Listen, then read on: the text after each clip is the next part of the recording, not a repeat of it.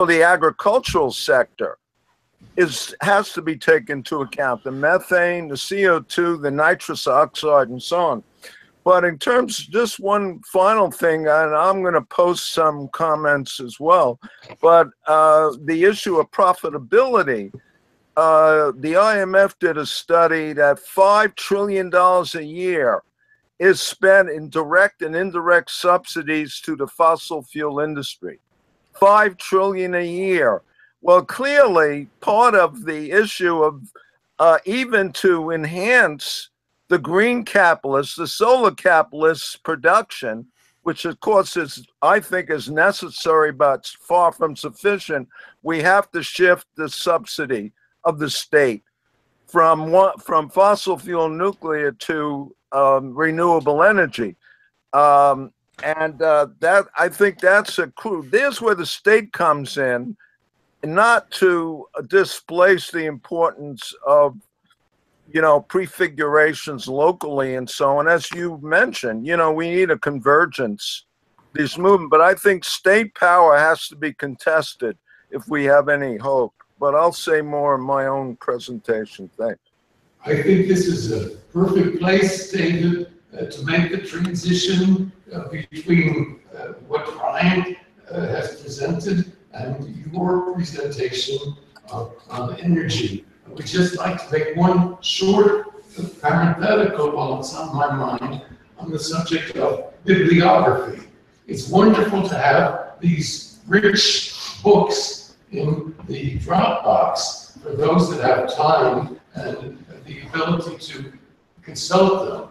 But I'd like to encourage people to post short things that the group of people who are mostly working people with busy lives can read so that they get the general background. And particularly, for example, the videos on permaculture that you can find easily on YouTube. There's one by Liu, L-I-U, which is a 22-minute thing, and it tells you a lot. Seeing is believing. And I have seen permaculture both in France and here in the United States. Friends that just got into it. It's really quite amazing. So now on to energy with David. Just before David starts, Am I okay? Can you everyone? I wanted to just. Okay. Could I just? I was accused by my wife this morning of being a bad communist because I left a half-eaten banana in the refrigerator. So I hope to redeem myself a bit in this presentation. In my introduction on the first day, I gave a little bit of the definition of solar communism and so on, and it really came out of a consideration of thermodynamics and reading Jeremy Rifkin's book Entropy, which is really in a way a popularization of the founder of ecological economics, Georgescu Rogan, who wrote a book on with entropy in the early 70s. So that's what sort of triggered my my thinking about this subject. And let me just first say that I don't think that any country can emerge in solar communism by itself. So in that way, I sympathize. I'm in sync with the Trotskyist tradition. No solar communism in one country. However, I think that having said that, I think that class struggles in different countries can produce different forms of transition, what I would call socialist transition or eco-socialist transition, which is clearly what the only viable mode of socialism in the 21st century. And this will be in many different forms. It's potentially a path out of capitalism. Clearly, it was reversed in the 20th century. Even whatever let's not get into the debate at this point, whether it was state capitalist, bureaucratic capitalist, or deformed socialist. It was an attempt under very difficult situations, difficult conditions. So getting into my the issue of energy and solar communism. Again, I define solar communism going back to what Marx said, from each according to her ability to each according to her needs, where both, her refers to both humans and ecosystems. And of course, this has to be managed by human beings. There is virtually no place on the Earth surface, except perhaps part of the deep ocean, that has not been affected by human activity, by what is called anthropogenic impact. The Amazon rainforest, the boreal forests of Siberia, all have been impacted, for instance, by rising CO2 and by older interventions, like in the Amazon. The ecology of the Amazon was shaped by people living in it. And that's what the scholarship shows. So in my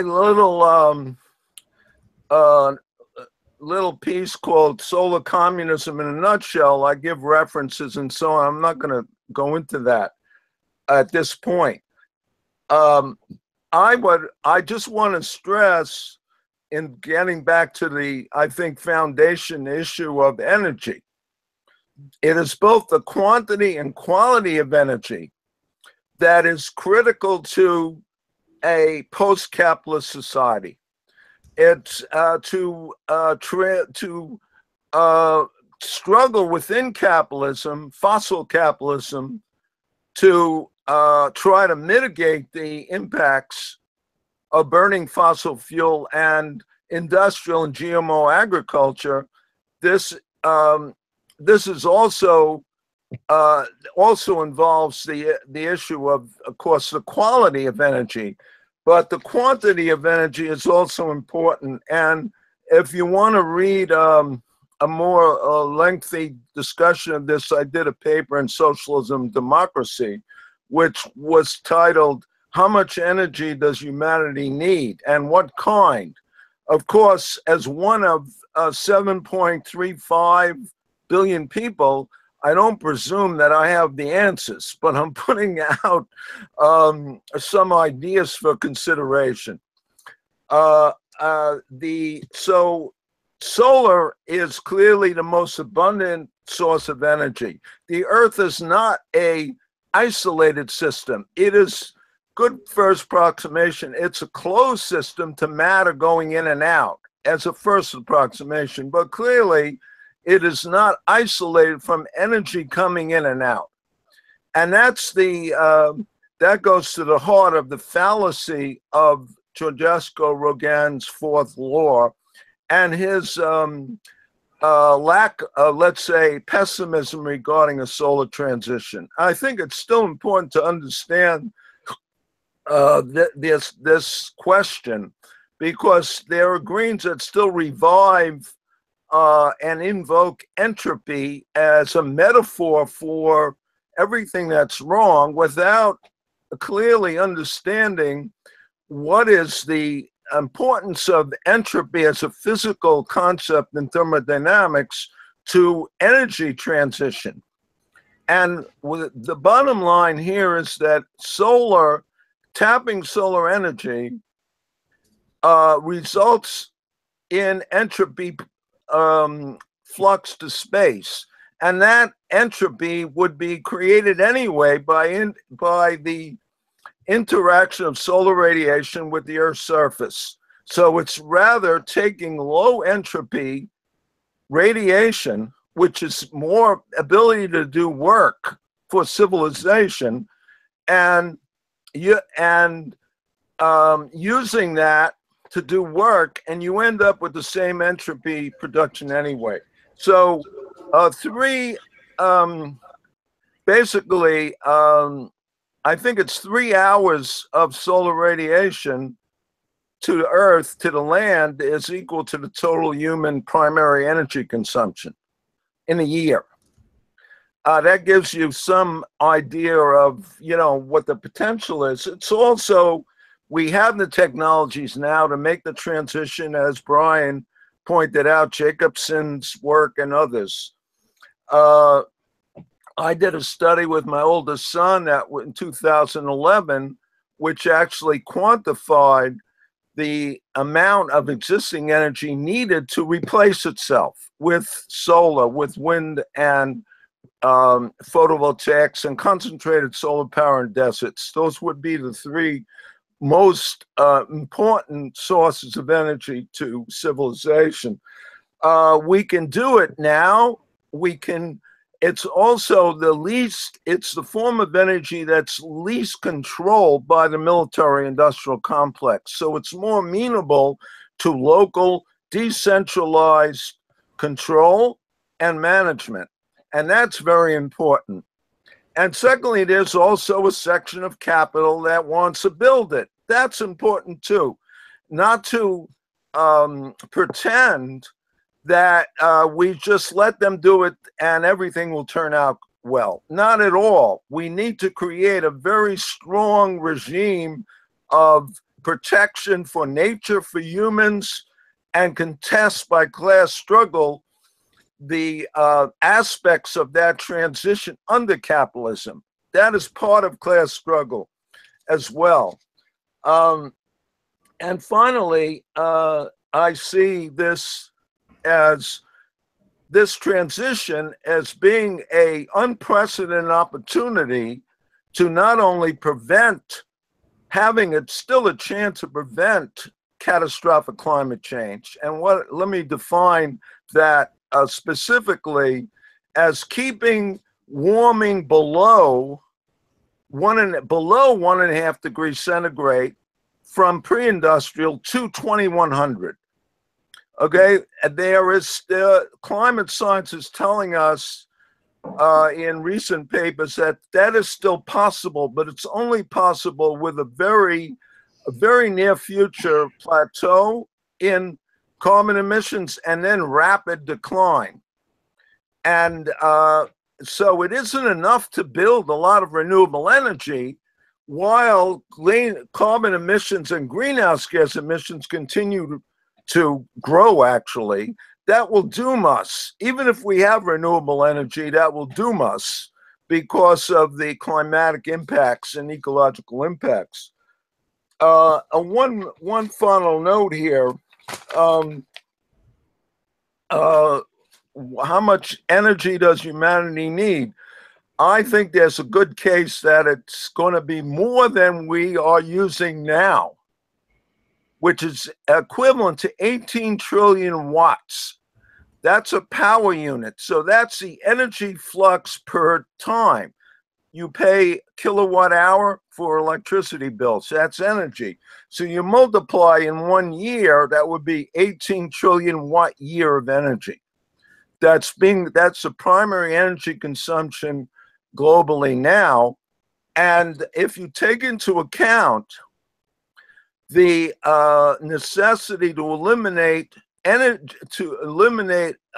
energy poverty that affects most people in the world, in the global south, and of course even in the global north, in poor communities, in Native American reservations, in elderly that can't afford to turn on an air conditioner in a heat wave and die.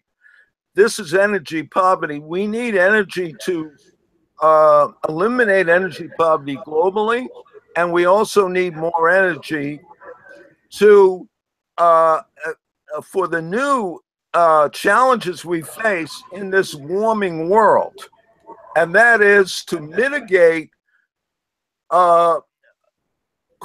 global warming in specifically not only by carbon farming, which is necessary and certainly part of a transition to agroecologies and permaculture that we need, but we also need, Brian alluded to this, we need actually industrial sequestration of carbon from the atmosphere into the crust. And that's applying the precautionary principle. You could call it geoengineering. So is reforestation as a form of geoengineering, certainly not like most of which is being proposed, which should be rejected. But there's one form of geoengineering that's going to be necessary, because the longer CO2, the higher the levels and the longer the greenhouse gases stay in the atmosphere, the more severe the impact of warming. So we have to sequester on as rapidly as possible and bring down CO2 below 350 parts per million, but certainly even before 2100. So that requires more energy than now. I'm sorry if people should cut me off, on time-wise. That's really the main message I wanted to share with you. Quality and quantity of energy are foundational to our project.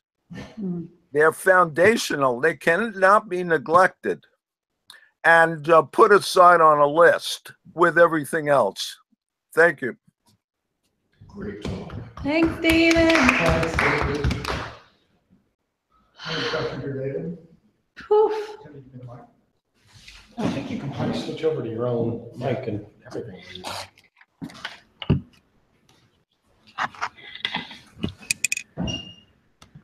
I have a question for David, and it pertains specifically to the figure on the left, our comrade Christian Parenti, who has been speaking and writing quite a bit about carbon sequestration on an industrial scale and the necessity of it.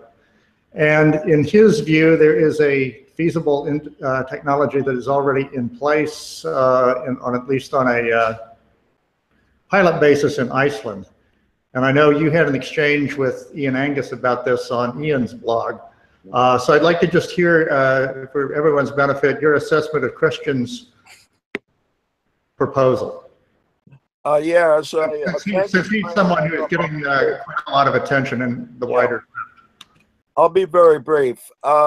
Christian Parenti kind of gave a rather too optimistic an assessment, saying it's ready now. No, it isn't. But this is potentially the most important technology that can bring down, along with carbon farming, partnering with carbon farming, bring down the CO2 in the atmosphere. And that is reacting carbon dioxide and water with mafic rocks. Okay, I'm a geologist, so let me explain. Basalt, okay? These are rocks rich in magnesium and iron silicates, and calcium, and these will react with CO2 and water and form relatively insoluble carbonates. This is not clean coal. Let me make that clear. We're not talking about burning coal and then sequestering the CO2 and preventing it going in the atmosphere. That's a mirage. That's bullshit. What we're talking about is sequestering CO2 from the atmosphere on a massive scale. And that will require energy to do. And if clearly we can't use fossil fuels energy to do that. This is part of a solar transition that will allow us to do that. And there's a lot more research and development that's necessary, but it should not be dismissed as, geoengineering and so on, that's shouldn't be used. It's basically, it's climate science that is telling us that CO2 has to be brought down from the atmosphere, even if we cut off, as we should, carbon emissions as fast as we can. The CO2 levels now a little bit above 400 parts per million. It has to be brought below 350. And the flux from carbon farming, and there's a PDF I did, a critical review of work like biodiversity for a livable climate is one of the main proponents. with exaggerations that we can reverse global warming just by carbon farming. That's not going to happen. That's not possible. We're not going to reverse it. We can, coupled with rapid and radical reductions in carbon emissions, we can then start drawing down over a long period of time CO2 in the atmosphere because of the equilibration of the ocean. I'm sorry, that took a little longer than I wanted. Richard, you should cut me off. Say, No, they're you're talking too long. You should do that with every speaker. You're great, David, and you're telling us important stuff. Let's have a couple more questions, and then you're going to be a person who will have a lot to say in the next hour, which is the writing of the victory. So more questions if anyone has them, or statements. Well, what I was going to say, which I think is sort of or follows up with, I think, what Fred was getting at previously, is somewhere in all this, the premise that we're working with for this class is that we're future historians, and it's 2117. Can you hear me over this? We've got a fire truck. Right in front of the door. Right in front, two of them, in fact. They're moving through. Let's, there we go.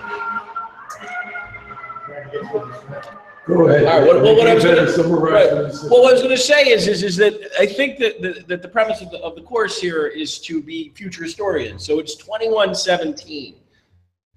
I was just thinking about what was said, and there were a bunch of ideas thrown out, and I think Fred asked a little bit somewhere in there for some clarification on what do we do with this information that has been put out here. And I think it's actually, by the way, I'm really surprised, but very, very pleased with the level of optimism that seemed to come out here, which is not what I'm accustomed to, and certainly isn't usually working around my brain that easily. That particularly Brian painted a very optimistic picture, that the technology is there. Everybody says, I actually believe that that's true, that it gets stymied for reasons that are, maybe within our grasp to try to control, but are certainly out of control now. So I started to think, 2117, we've salvaged things. What did we just hear in these two presentations, that we can put towards a narrative that has things functioning better, if not a saved world, another world that's really possible? And so the first thing that I heard, which I thought was interesting, and I've actually been thinking about since last week, is the notion of, I guess what Brian was talking about, it happened in Montpelier, that clearly that the community suddenly rallied and it was able to kind of impact locally, that it's a small, if you know Montpelier, it's not a big place, but that they shut down the bank a couple times, apparently, which is, pretty amazing. And I don't think would happen in New York City. I don't see New York City's residents shutting down the Bank of America. But if you had that kind of a grassroots moment where these types of places were able to not just begin to, push out the negative corporate input, but also begin to anoint things that made some sense. So for example, let's just say Montpelier suddenly was able to, begin to push its own electrical systems, to push its own energy, to set up a solar paneling system or some kind of something or other, and begin to say, hey, you know what, the city of Montpelier is going to do this. And then, of course, you could extrapolate out that the state of Vermont would suddenly move towards something of the kind, and that you would begin to see that kind of political grassroots change, that would be a narrative where the future in 2117 might look a lot better, because suddenly you have a local grassroots type of situation where they are impacting in a profound level their energy consumption. And by the way, once they're able to say, hey, let's do solar, then they could start to do some of the things that we heard in the second presentation, which is, I apologize, a little technical and a little over my head, but I get it, that, that somehow there are ways to first reduce the emission, and then in a long term, once you've stabilized the situation, perhaps you can then try to mitigate the damage and maybe even reverse it. And how would that happen? I feel like, as I say, to try to keep with the narrative of coming up with something that is now 100 years from now, looking back, here is something that actually worked. It probably would begin with a grassroots moment where a community would say, we're going to, you know, as Brian said, from the system, that we're going to begin to distance ourselves. And in order to do that, you would need a place. By the way, the capital of Vermont is actually a kind of a fun place for it to begin, because there's such a, you know, because it actually is, as I say, it's not a big city, it's not New York City or anything like that, but it is the capital of Vermont. And that if they were able to do it in Montpelier, then it could impact the entire state. And once it were able to impact the entire state, it would then perhaps influence others. Just so you know that this is, I've added that. This is already in the how. Oh, yeah. I have not sat idly by. Good. So I've been trying to pull, both from Brian and David in the conversations, the things that are how are Right. already up on the wiki. Oh, good. They're more in sort of, you know, Sure. bullet point sentences than a complete narrative, but they're captured. Notes on the presentations, which we could just copy and paste into the then examples of what, you know, I thought it was really, both of you said, like, here are the things available to us, which I think is you know, that's the perfect place. As Right. Dan was saying, oh, these 10 technologies are available, these 10 grassroots organizations each adopted one, and, you know, whatever. So excellent segue. Yeah, I thought so. Maybe an excellent segue into how to work the wiki. You both have just taken my breath away, because basically and this is exactly what we I want to be hoped doing. would happen. What you just said, Dan, I just made a note, type that out Right. and use it for the transition part of the wiki. And Jenny has been doing this, and that's exactly what I hope we'll all be doing, both in the discussions that we have here, and particularly in the readings, where at home, when anytime a reading stimulates you, either to say, that really belongs in the better world that we want, or that's a great description of what's wrong now, or that's, those are wonderful elements that are promising, that will help move forward and explain the how. So why don't we just then go ahead and look at that wiki. Can you put it up on the screen?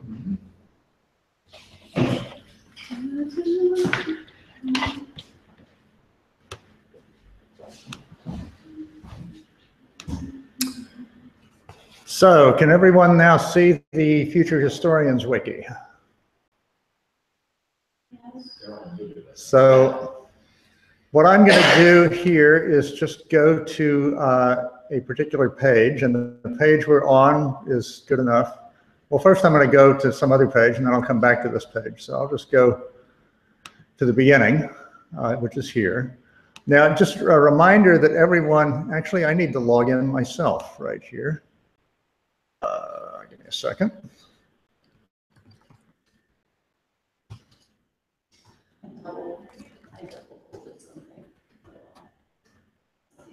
And I forgot my password. So everyone has the password? Everybody has their own password, and I'm trying to remember the admin password here. Give me a sec.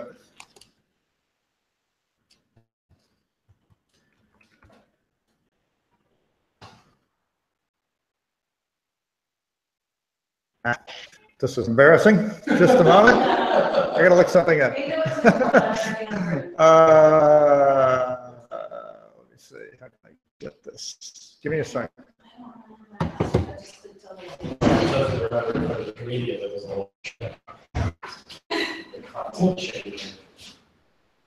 That's coffee in the silver? Yes. Yes.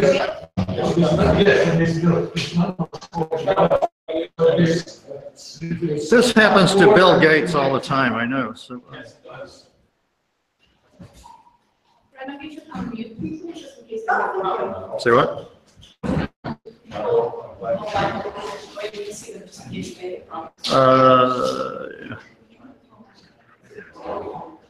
No, I mean, and that's, you have to go home and write, because some of us are creative writers, some of us are. That's how. I'm trying to do If there's any, violent language, I'm trying to find a different way to say bullet points. Right. Points of interest. Points of interest. Focus points, focus points. Focus points, yeah, thank you. Right. And like we say things, you know, in youth development, like we're gonna target these kids, we're gonna hit. I'm just saying, And I it's just agree. all this stuff that is overwhelmed by like, It's so funny to say violence that we have, these stupid Words reasons. matter. You know, this particular today, there's been at least 3 times Richard did it, and I think, that is the word. Right. no, you used her. When most of the time people would say that it's happened a couple of times. I switched to her. I figure if everybody uses the pronoun with which they identify, we'll have That would be 100% better, equality, sure. right? Yeah, well, I think everybody, I think it's time. So now we're ready to go here. I apologize for that interlude. So the page that we are interested in is the page that's called Energy, right here on the left. So we click that, and we go to the Energy page. Oh, do I need to? And you need to save. Sorry, Wait, guys. Jenny's going to save what she did, and then we'll refresh this and be able to see what she did. All right, so this is the page It's good. that I created precisely for this meeting, to see how we could work together and to test out the new formula for the wiki, which had originally been written in 2 parts. A vision of a future society with me or Jenny as a visiting person from a century ago. And then the second part was the history of revolution of planetary emergence. It's a longer second part. As you can see, the first one is then and now, and then the second one is histories of revolutionary emergence. And then there's 3 parts: collective creation, rules of the game, biggest versus billionaires, which is a game that goes viral and helps inspire mutiny on Starship Earth. And you can see that's a bit longer than the first part that we're looking at today. But what I thought of doing, and I'm proposing it as today as an experiment, is why not combine these 2? That is to say, sandwich all the adventures of the history of revolution in the how, in between the there, then, and now. So we're going to see if that works, and then we'll decide whether to put it all together in one or have them separate. Okay, so now you're going to give us a tutorial on how to make changes. Excuse me. Can we see the people hang up? Do we know that they, they're with us? We just click over. Well, that's not going to work because we're sharing the screen. Okay. They seem to But be with us. everybody's Nobody's there. objecting. Oh, Okay, so we are in this page. And by the way, up here at the URL level, we see future historians /doku.php !ID equals. And what comes after the equal sign here is just the word energy, but that is the name of the page. That is what's called the page name, which is not necessarily the same as the title of the page. But this is how the application actually finds the page that we're looking for. So this page is the page titled, whose page name is energy. And then if you want to make changes to it, or add things, or correct things, there's a pencil icon over here. And you just click that once, and it goes to edit the page. And the display changes in such a way that you can see like a typewriter text down here. So, for instance, This is, I'm not sure what happened here, but the name of the page, the title case up here is usually 4 or 5 equal signs and a space on either side of the title. And that makes it large and bold. Then you want at least 2 spaces between paragraphs, just like, you know, typing a text. Actually, we're going to just clean this up a little bit here and bring this to, so that just using 2 carriage returns or 2 hit enter twice, and you get a new paragraph. And then you just, you know, correct it as though it were a document. And then the last thing you want to do before you save it is preview it and take a look at it yourself before it goes live and make sure it looks the way you want it to look. So to do that, you click the button down here at the bottom of the window called Preview, and that opens an image of what the page will look like down here. And it notes, it says, this is a preview of what your text will look like. Remember, it is not saved yet. So this contains all the changes that Jenny made. That's not how it looks, though. And it's not the way it looks to her. I wonder why. And exactly, I had problems, Fred, when I set this up, where I had the 3 categories. I had skipped 2 lines in between them, but all jammed up into a single paragraph.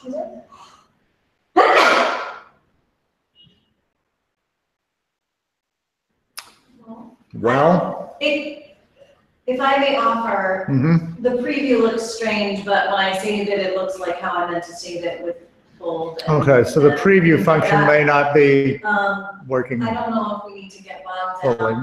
We're not going to get bogged down on it at all. We're going to hit save and take another look. Content is more important. Yeah. Oh, see, it looks different on mine. No, you're using asterisks to, okay, well, I can go into this later and clean it up and try to figure out what went wrong. But You know, on my screen, it looks the way I meant. yeah, there may be 2 stages to this occasionally where we're able to get the text in and the ideas in, and then some of the formatting may be just,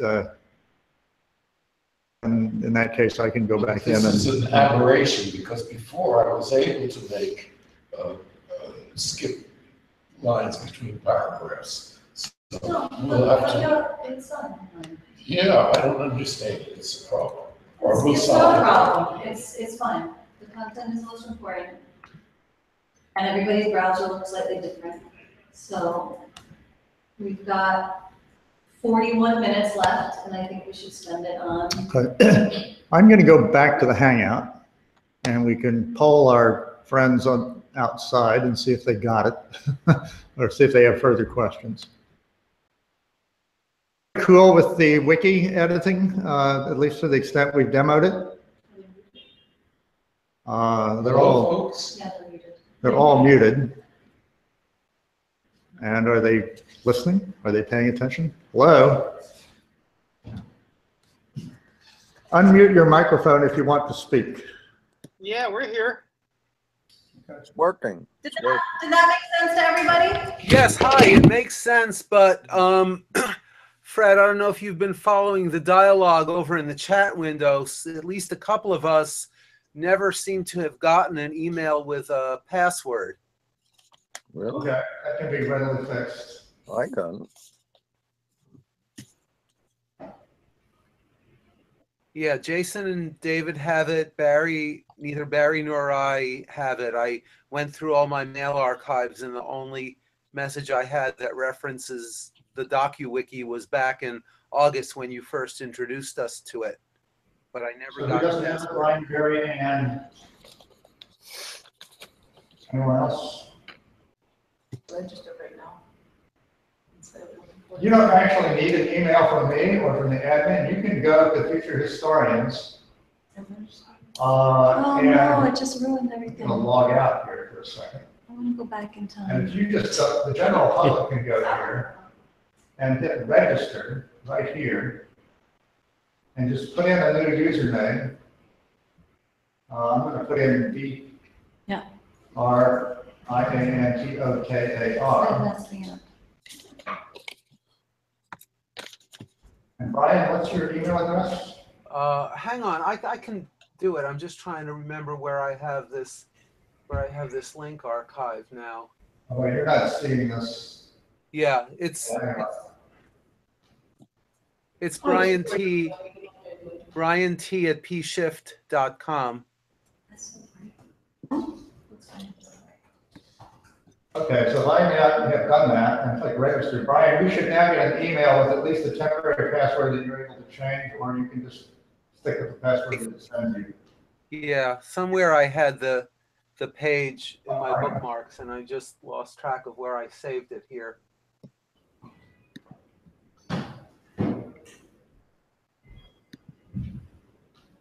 Okay, you'll get an email in a second from me. But why don't we go back to the substance of the conversation? We'll sort out these administrative things after the fact. Yes. Okay, all right, I'd like to go back to where I can talk about the wiki, so could you put it up? Sure. You put it up, okay?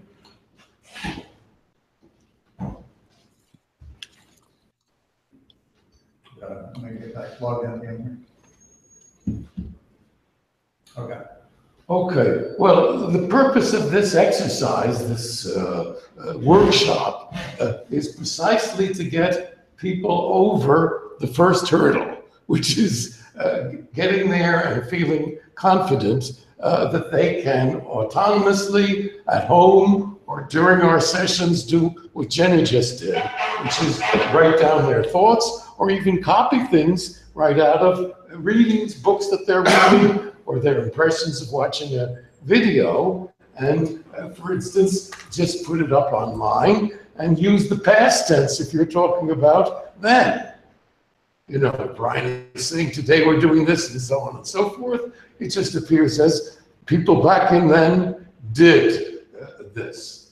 So the question overall that we're going to face during this semester is how to integrate the how part, that is to say, the story of revolutionary, the histories of revolutionary emergence with this vision of then and now. And so let's just go down the titles here, okay? The first one is Then and Now, and that started out as a visit to utopia, and now is something quite different since we're future historians looking backward. And that turned out to make it real easy, but with a little bit of a problem that the story of someone going around and interrogating people will have to change that a little bit.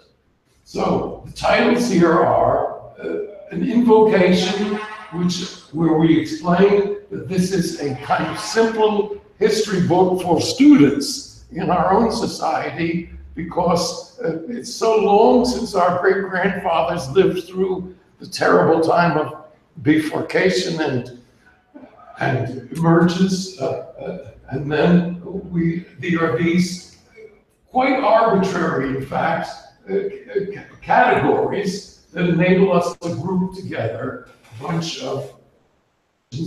And next week we're going to learn from Fred how to add new ones, just as we added this new one on energy.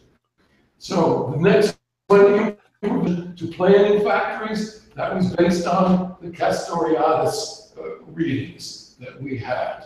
The next part, from development to simplicity, talks about the basic choices that a democratic society would have to make.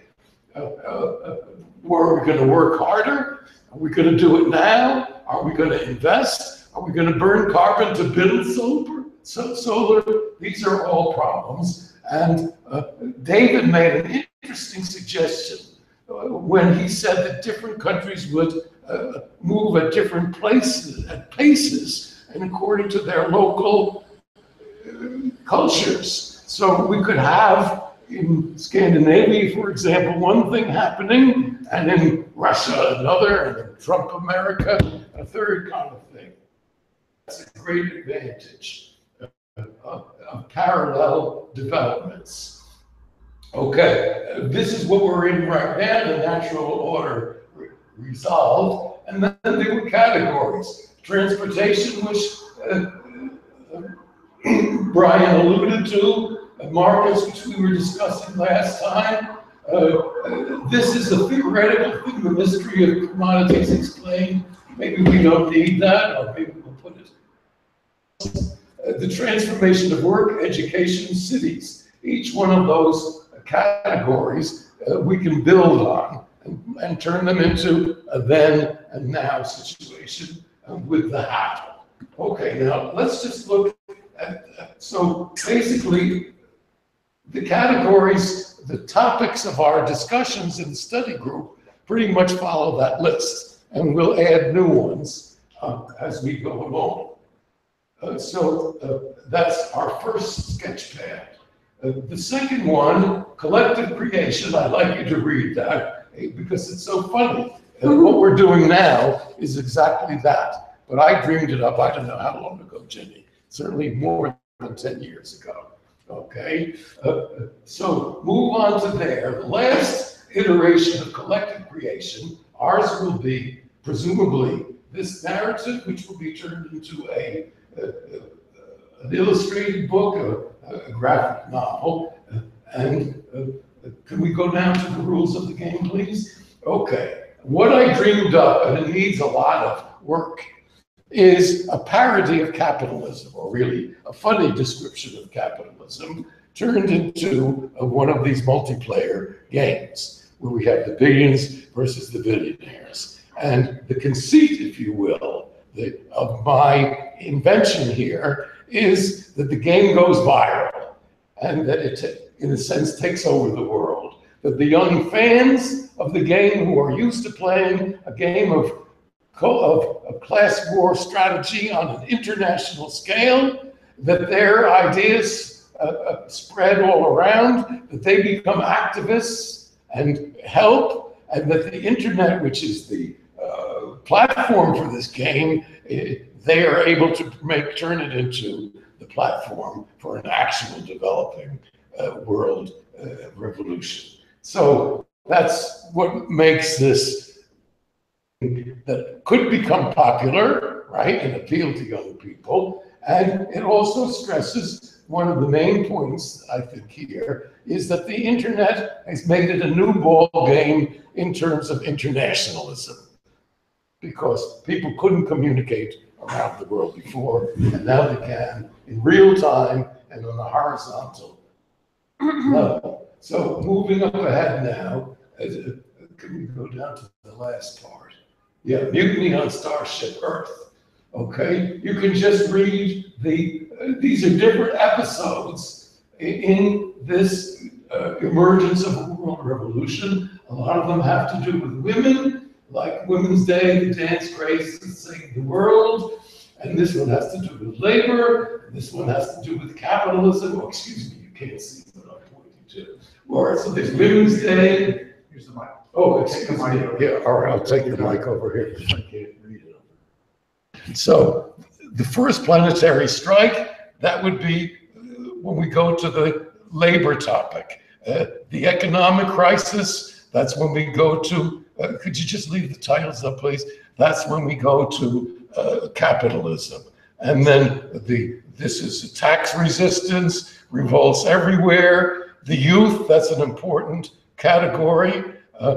Prisons, I've forgotten now, I have to change the name of the next one. The question of violence and non-violence, and then the narrative of the billions rising up, and the final war that becomes ends with the federation of united peoples all over the world taking over, and so that's how it goes. So the question is, every time as you do a reading, okay, or every time in the class that something comes up, think immediately, let me copy this and paste it into one of those categories, okay? That's why I need you to read the whole thing. And of course, as you read it, as soon as you see something that you want to add, just add to it. Or if you've got comments to make or you don't like what I put down, put in something alternate. I think our method should be here, something I learned from Jenny, not but and. That is to say, instead of saying, oh, I don't agree and that's no good and so on and so forth, say, well, in Sweden, they did it this way. And so we build it up. So basically our method is inspired by what Dickie said two meetings ago, that this ought to be like a mural that a community mural on the wall, okay? I've kind of divided it up so that there are different parts of it, otherwise it would be a complete mess. And our job is to throw paint at it and to paint in all the places where we can in the right place. And then later we can come back and reorganize it and shape it better into a narrative. So that's the first image of what we're doing. So that means that you should do it all the time and not hesitate. Don't what shall I say? Hesitate, criticize yourself. Just do it, because it's easy to take away or to mix together. And an image that's lost is lost. The other metaphor I wanted to bring out, and that's what we're going to do now as a little exercise, is the round robin, okay? So let's go back now to energy, which is... Excuse me, I have questions on yes. this before. Go ahead, excuse me, let's do that. So, because I know, so the last sketch pad, Histories of Revolutionary Emergence, all of those three, that is basically your existing kit. That's all exactly what you've written. And they're basically all versions of how. Yes. So I'm not sure. So there are multiple places where we can interact. It's looked like the first sketch pad is really sort of targeted to follow the readings and topics of this class.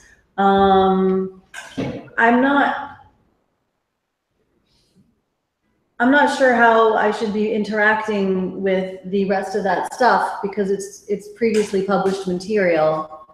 You know what I'm saying? Like, am I?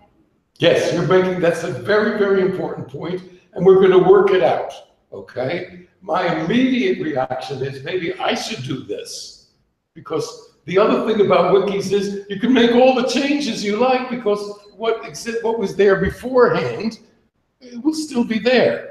So maybe I, or somebody else, maybe you, since you're a good editor, should create a new version where we simply go through the histories of revolution, okay, the histories of revolutionary emergence, and just chop them up and stick them in the how of the other places, and maybe create new categories for how and put the before and afterwards, so that we actually have a merged version. Oh, does that make sense? Let's discuss that right now. Or maybe put it off till next time. Let's discuss it. We're talking about it. Okay, we're talking about it. What do you think? Let's let the people get back on their... I saw somebody had written on the side early on in this conversation, yes, at least an hour ago, that maybe the way to do this was to create a separate thing altogether. Instead of jumping in and editing on what you're doing, instead of just create a new, almost like a folder, and let everybody just put their stuff in independently for a minute. And then that way you can merge them a little neater. And that way also you don't have people editing edits. Yeah. That maybe that's really the way to start with, like, as I say, like a blank folder. Mm-hmm. And, you know, I'll write something, you can write something, they can write something, everybody can write something, and then we can sort through it a little easier than trying to put everything into one Uber file. Something similar. I was going to suggest that we stick with the then and now, which is basically that there's nothing in here except the categories, and leave, because I think what we want now is new material, and that sort of mass editing projects can come later. I think that's going to take a lot of. Well, also, I think that, Richard, I don't think your premise is to edit your own work so much as have your work be part of a larger picture. That's precisely. Yeah, no, I think that's true. So instead of trying to use your work as a skeleton and then wind up with something different, why don't we start with a blank page and then merge, and if somebody else writes something, then instead of having one piece that's trying to merge with another, have two pieces that you then put together into something new and fresh. I think it'll make it less confusing. And as I say, for sure somebody said it, I'm telling you, No, I believe 2 hours ago on the side there. Yeah. So, Speak to that a little bit. So for me, I see no place where I can fit in basically. Where you can fit in what? I'm sorry? you can fit it as I see no place in the wiki where I can fit in what I like to write. I like Richard, I think, I don't know the name of the person who's just speaking, but I like the idea of the blank page as a place to start. And I don't feel there's any other way I could start. So it'd be nice if there's a separate section that was just new stuff that could be individuals' comments, or it might be a separate topic other than the ones Richard has already identified. And then we can work with those pages, you know, and figure out which way to go. We could try working them into the existing pages, or, you know, one possibility is that we may not have a grand synergy, but, you know, maybe we coalesce into 3 separate streams or something like that. I wanted to just go back to the wiki for a second, right here, and point out that we do have a section here that is kind of empty at the moment, discussions. And we started one page here, but I don't know whether anybody contributed to it or not. We have the Custoriatus et al. Yeah, I said. And there's a few items here on Custoriatus that I think that Richard has put in. So if people want to talk about Custoriatus, that's the place to do it. And then there is, if we go back to the discussions again, there are 2 more just blank topics that haven't been created yet. On the wiki, let's look at edit this page just real quickly.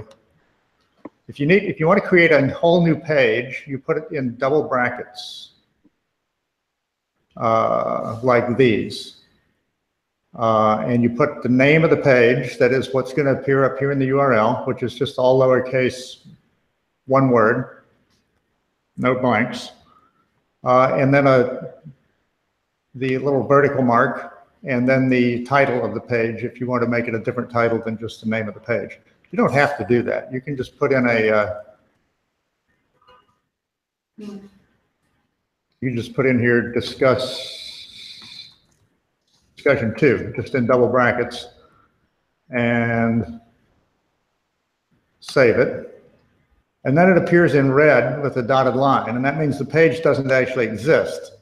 The page will be created when you click on that. So you click discussion 2, and it tells you the topic doesn't exist. And you go over here and click create this page.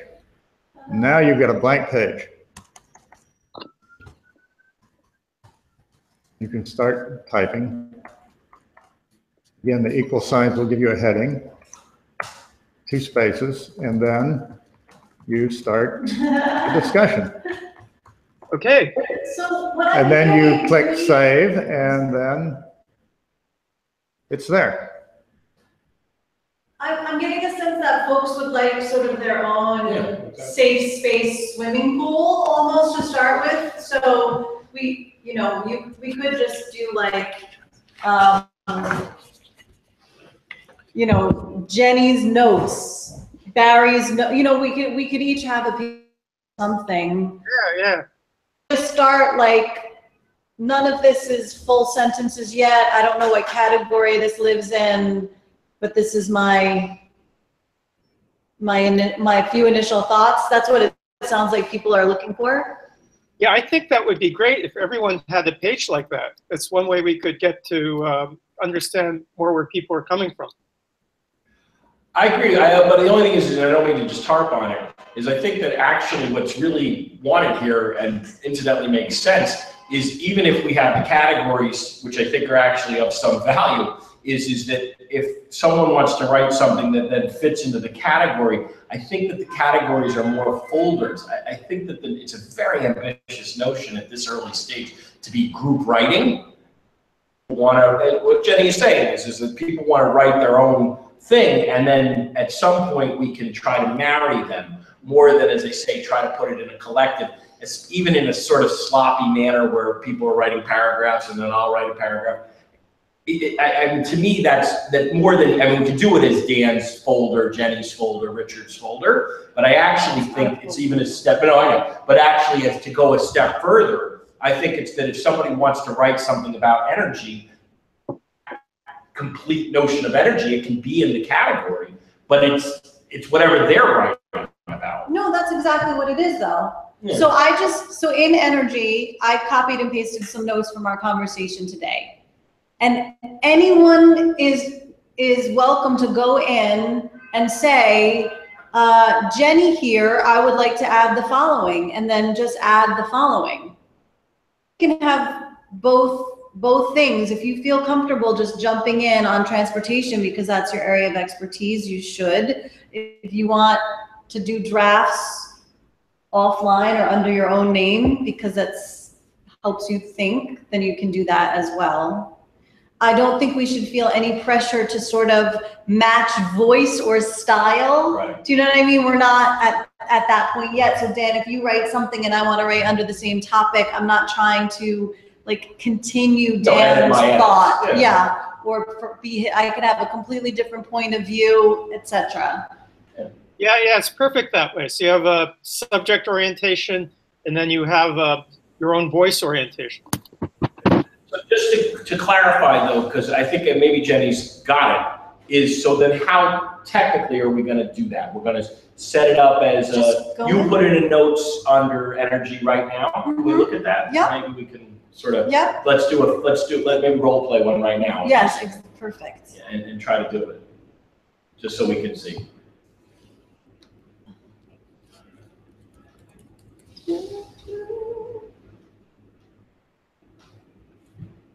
Right, so you've added something to energy.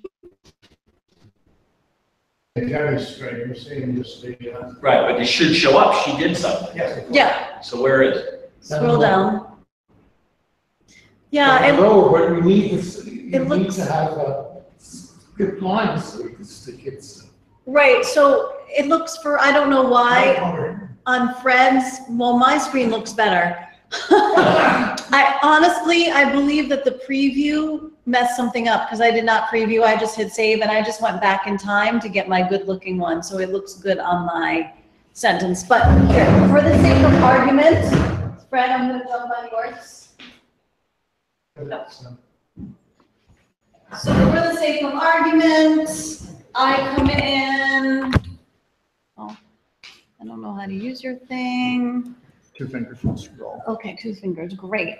I come in, it's tomorrow, I come back, I reread this report, I reread this, oh, I can't use your thing. I reread this how, right here are a couple, and I come in, Jenny here, you are all idiots.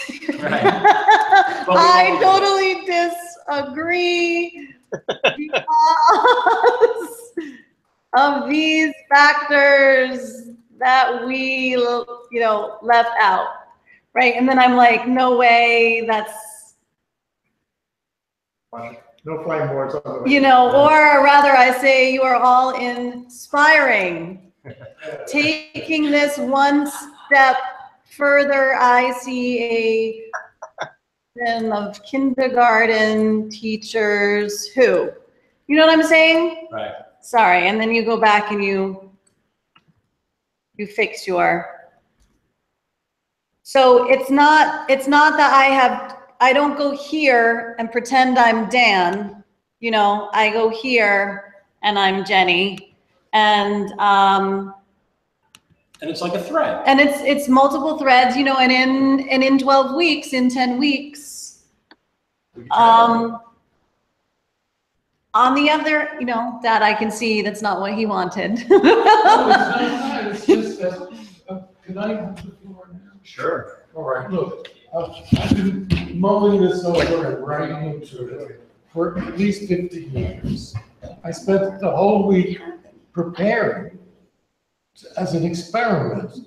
Let's do a practice one, okay? And I wanted to explain to you the overall plan. And the great thing about wikis is that everybody speaks with her or his own. And what I was going to suggest is each time you add something, you put your name in front of it. So it says Dan, and blah, blah, blah, blah, blah, blah, blah, and then so on. It's not that I want to encourage argument.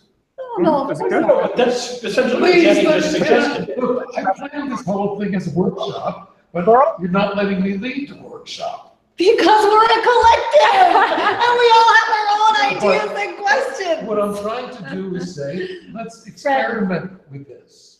Okay, and the other thing, it's fine that everybody should open a discussion page if you want to do that, and prepare what you want to do, and then think about adding it on and so on. But I would like, at least for a couple of weeks, to experiment with the plan that I've developed. The topics that we're using were based on the topics discussed there in the first part, and we're adding to it. And we could have many successive versions of this wiki. We could leave the one that's up right now. And this week, I'm going to see if I can do some editing and move a lot of stuff from the histories of revolution into each of these categories, into the how, and see what that looks like. But it's not that I'm trying to impose my narrative, because the great advantage of the wiki is that you can both add to it or create a new version. But we have to at least, it seems to me, use the material that's already there and then build on it or replace it.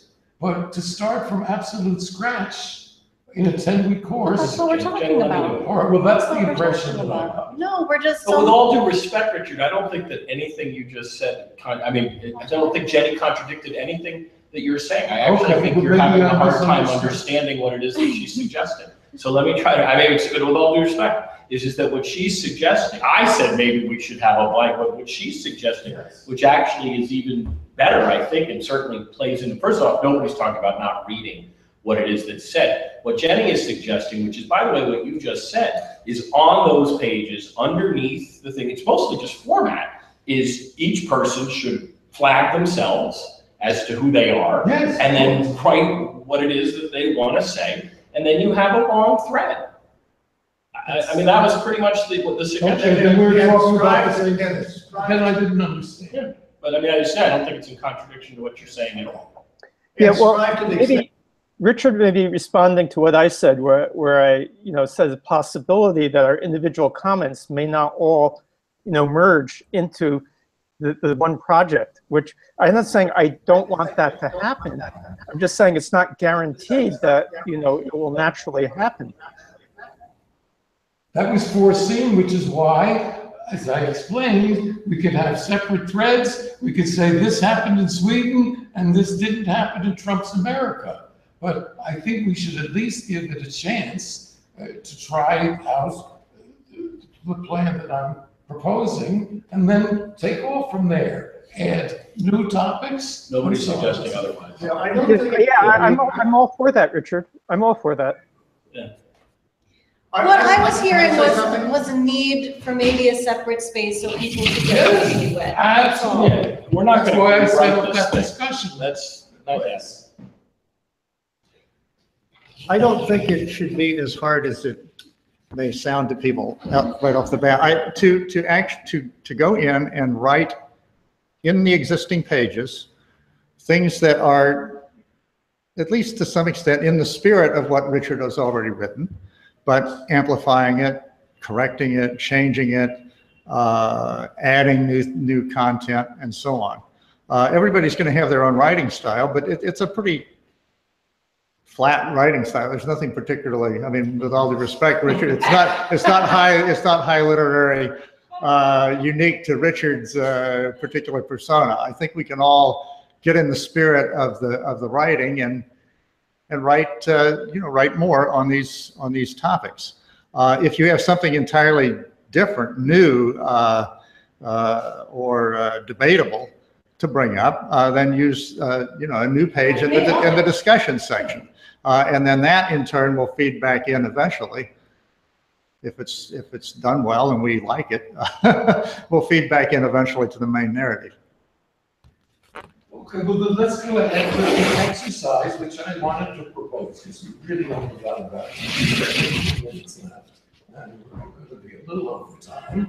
Let's go around the room, as I had asked at the very beginning of the session, and start talking, and Jenny will write down what you say, and add either a description of the future world under energy, or a description of the transition, or a description of what's in the then, that is to say, 2017.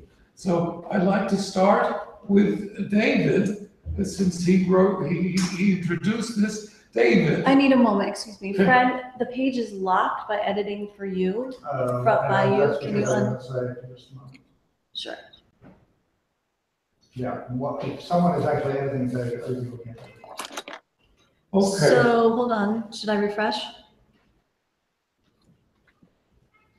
You loaded, okay. So Dave, here we are in 2017, and your great-great-granddaughter, Alice Schwartzperson III, is going to take us on a tour of that great big solar place in the desert where huge amounts of energy is produced, and tell us, the students, the school children of 2111, what kind of work you do.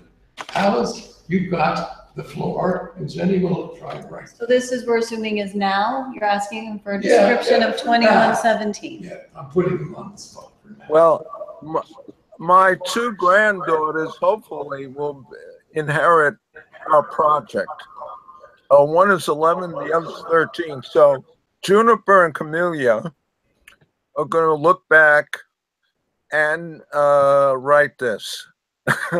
I'm going to be their voice temporarily. So I would say that, first of all, energy poverty is eliminated in the world. That means that every child that's born can expect to live to a life expectancy and quality of life that's the highest possible achievable status. Every child. That's my imperative, of course, now, in terms of what our goal should be, to ensure that every child born is not only can reach the highest quality of life, but also inherit at least something of the biodiversity that we witness now that will not be destroyed. The CO2 level, now let's pick a date, maybe 2100 or 2080. Let's take 2080. I don't know what date you have in mind in the future, but the CO2 level by 2100 will be below 350 parts per million. The warming since pre-industrial will be less than 1.5 degrees. Yes, there will be impacts of global warming, nevertheless, but civilization will be able to adapt to those conditions and actually create a world that is a quality of life and biodiversity that is significantly improved from what we see now. what people have described. Now it's 2,117. Yeah, So 21. What's the date you have? 2117? that's where you live now. Oh, Alice. 2117. Okay. Yes, you're supposed to be looking backward. Yeah, looking backward from 2117. Describing this great That solar facility that you're in charge. I think would be applicable to that date. 2117. So my great grandchildren will be living in that time, and that's the world that they be looking. They be describing. I would say that probably half the world will be left pretty much as biodiversity reserves. This doesn't mean that people don't live there and have a role, but there is a lot of discussion now about how to preserve biodiversity in the world. And I think that urbanization can be a very important aspect of that process, concentrating populations, not in unsustainable cities that we see now. You know, Mike Davis' book, The City of Slums, is describing that kind of unsustainability. But we're talking about what I'm describing are urban areas that have been greened, that have a lot of their food is being grown there, of course, by agroecology and permacultures. Some perhaps by vertical farming. That has to be explored further. And a lot of the food will be grown in kind of the suburbs too. And if we look at the vast amount of land that's being used, as Brian pointed out, for growing grain for cows, that has to end. Both for climatic reasons and biodiversity reasons. So that's just a little bit of my initial thoughts, and I talked too long as usual. Thanks, Dave. Okay. Let somebody else now take a turn. So say your name and say whether you want this under now, which is 2,117, then, which is 2017, or how the transition. Fred, do you want to go next? Okay.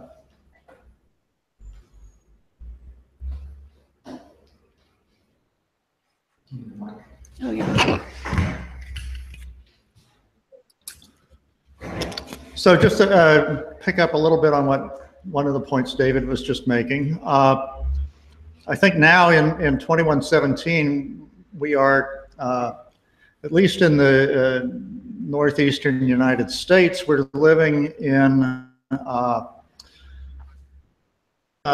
small scale and livable cities on waterways, places that have experienced, that then had experienced deindustrialization and depopulation, have been revived because they are at the center of agricultural areas, because they're on waterways where transport can be readily available without expending large amounts of fossil fuels.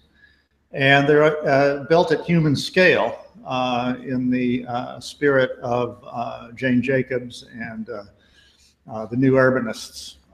They're walkable. They have a certain amount of mass transit, but mostly people rely on bicycles and other self-propelled types of vehicles that are actually more healthy, and people are living better and more comfortable lives as a result. These are places like, I don't know, Troy, New York, Danbury, Connecticut. You know, you get the sense that that the super large megalopolises have been depopulated to an extent as people have moved to where life can be more livable and on a better scale. So that we've had to some extent, beginning to achieve the breakdown of the division between the city and countryside that Marx and Engels talk about in the manifesto as being one of the goals of communism. Even though people are, living in community in what we think of as cities, that nonetheless they're in much closer touch with the countryside because farmers and people who are working and living in the countryside are continually coming into the cities, bringing produce, taking back usable manufactured goods, and there's much greater exchange and contact between the rural and the urban. Thanks, Fred. That's wonderful. And I'd just like to say that perhaps at some other iteration, we would put what you just said under the category of cities. And so it doesn't matter what you say because it's all grist for the mill. Who's next? How do we get our people online? Yeah, what about Barry and Sam? Aaron, you're up. Okay, can you hear me? Yep. Yeah, okay. Well, this is Are how you I in bed now or how? Yeah. Well, my biggest feeling right now is just, feeling really optimistic by, Brian and David were saying, and I've been thinking about that a lot. And, so it seems to me like the key to getting past the next 100 years and getting to 2117, is to be able to broadcast that sense of possibility. And, so I felt it very strongly today. I think that's really a great thing. And not getting a lot on 2117. I really like what Fred had to say. I want to be there. And I guess one thought I did have is like, what are people doing in 2117 all day long? And clearly, if we look at the trends, well, there's not a whole lot of work in the way we understand it today that needs to be done. There's going to be all this technological change, all this artificial intelligence and everything. So the production of commodities is not going to require too much human intervention. And hopefully, the ecological balancing will have had to have been worked out by then. And so what is it that people are going to be doing? And what it seems like the insight I got is, well, people are going to be spending a lot of time learning or maintaining the harmony. That what human society in 2117 will have to be like if we make it that far, and if it is a place we want to be in, is holding that decentralized world together, because we know about all the centrifugal forces that drive people apart, within themselves, in couples, in families, in cities, in nations, and in the world. And so it seems like the social structure society is going to be very oriented about how to identify and work with those centrifugal forces and to harmonize them in a nonviolent way. Now, how that happens, that's a very interesting question. I have no insight into that. So that's my comment. Okay. Barry, that's great. And when that's placed in the present tense, it would be very good to add to the section on work at the end of the part in then and now. Yeah. See, everything fits in perfectly, and that's why I say, let's keep a framework. Okay, all right. Well, that's a great comment. So well, maybe with your help, I can figure that out. in terms of how to relate to the structure that's there. I've been reading through it, but it kind of hasn't coherent in my mind yet. Mhm. They're just categories, and we can fill them up, and we can make new ones. Jason, do you have a microphone? Hey, you said Jason? Yay! Can we call on you? I've been listening. Hey, I don't have much on this part. I'll just say to Barry's question, I want to write more about Spinoza and this concept of the anti-centrifugal forces. But I have some notes on the earlier discussion I'll add to the wiki. But that's all for now. Cool. Okay. Sam? That's it. Thanks, Jason. Have a good one. Bye, Jason.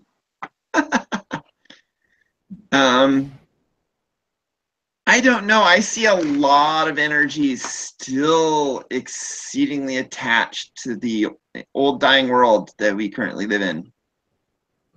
And, you know, I live in a small town in, well, relatively small for Southern California, right?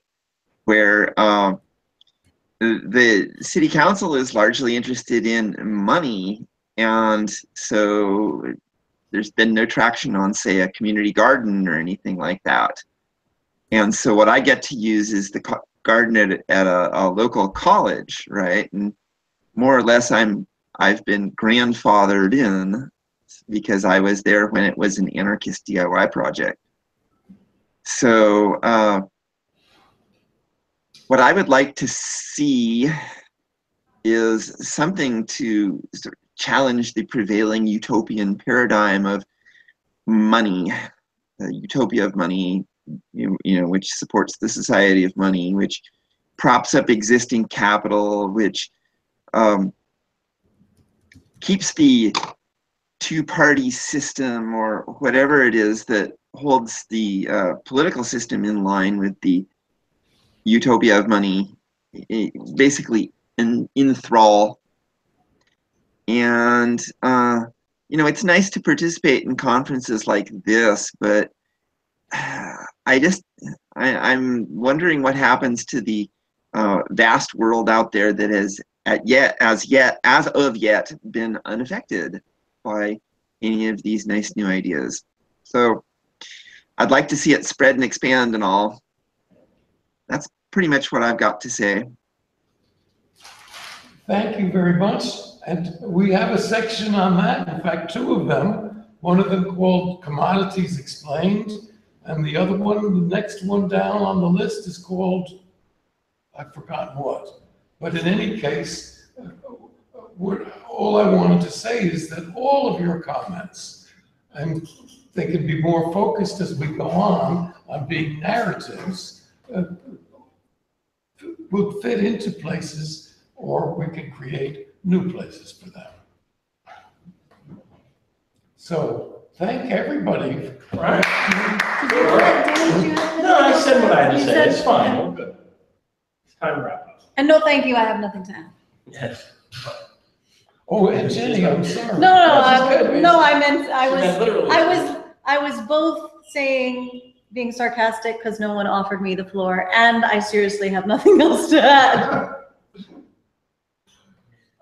Camera has suddenly washed out, so maybe it's a good time to stop. Wrap us up. Thank you. Hang us out. No, Fred, you do, please. Catch you later, gang. Well, thank you, everyone. Thanks so much, everybody. We'll see you Bye, next time. everybody. Bye.